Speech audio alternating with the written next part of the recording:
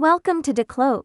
When you use DICloak for account sharing or multi-account management, you often need to configure proxy information. This ensures members from different regions report the same exit IP. This leads to more stable account usage. Please note, DICloak does not provide proxy services. You must buy proxies from proxy providers and configure them here. We offer proxy resource links if you need recommendations. Now I'll show you how to add a proxy in DICloak. First, go to the Proxies section. In the proxy list, click Create Proxy. There are two modes to create a proxy. First one, Custom Proxy. You can quickly paste proxy details from your provider here. Enter the info in the correct format and click Analyze. The corresponding information will be automatically filled in. You can also fill in each field manually. DICloak supports static proxies like HTTP, HTTPS, and SOCKS 5.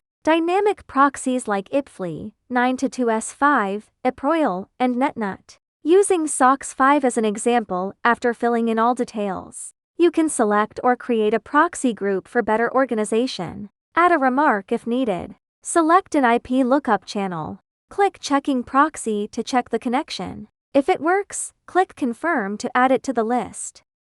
Method 2.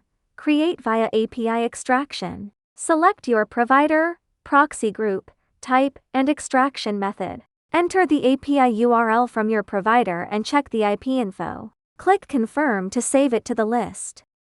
You can also batch assign proxy groups and filter them in the list.